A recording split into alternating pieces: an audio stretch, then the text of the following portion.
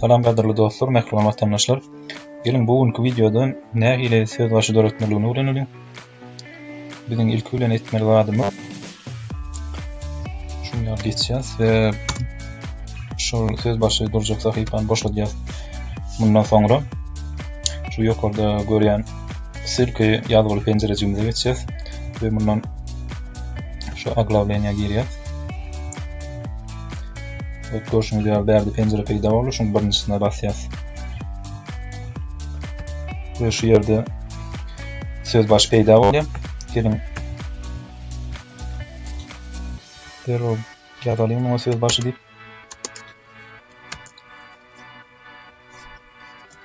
Söz başı. Söz başı deyip yazıyoruz. Gelin. Bunu kararı bolmalı renkine geçeceğiz. Şöyle ve bundan sonra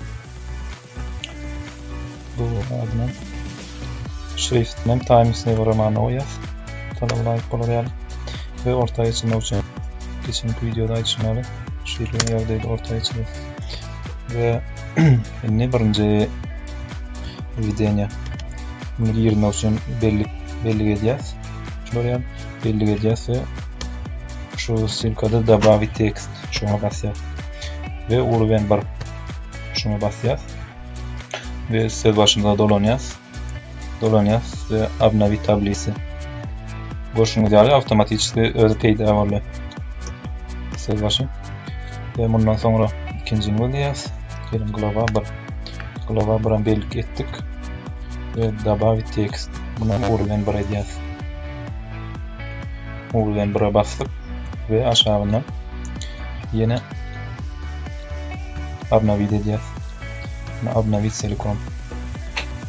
Bu ekran ilaçlar görüşünüz yani. Bunun da bayat oldu. Kimi zat öğreniyor ki görüşünüz yani. Bunu belli edeceğiz. Yine добавить text. Buna basacağız. Bunu urven 2'de oya sebebi bu glava 1'in birinci bölümcesi olup yaşam için onu urven 2'de koyacağız. Bundan sonra yine geldik ve yine обновить ettik. Yankı edişimi diyelim. Yine görüşünüz yani. Otomatik koydu peyda oluyor. Ve beylekler hem şunun yargı girdiliyor. Eğer bunun yargı gök sivet olsa özünüz ütköt bilyaniz belli edeceğiniz. Geçenki videoda görüşüm yani. Glava basacağız. Jirini toçudu dur ve renkini kara geçireceğiz ve şutaydan dokumenti talaba layık oluşalı Times New Roman şuna geçireceğiz. Şimdi yan kararlı. Yine birlik temalarım koşalım.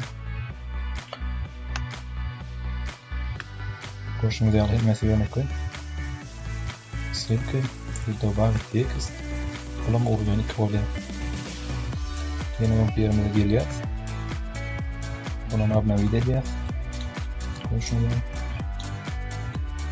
обновить ettik. Burada ya sayfa form üçüncünün koşalım. Devam. Добавляем. Bunun organik ikinci edeceğiz.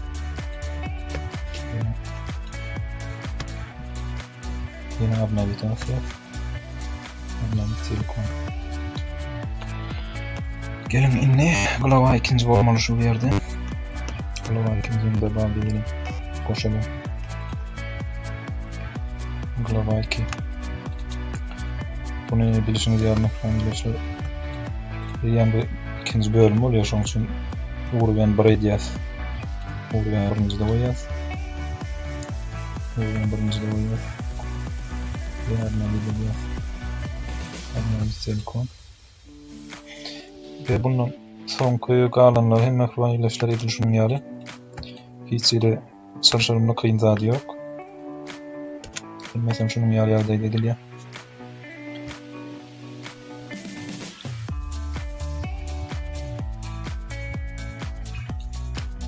Koşacağız. Edeceğiz ve koşacağız yine. Basacağız ve yardım edeceğiz. Şunun bilen men şu videomy tamamlaýan mehmaniyleşler. Sagaman oturum, size kompýuter ugamlaryna we beýleki işinize sunup arzu edýäs. Endiki videolarymyzda görüşýänçe hoş sag bolun.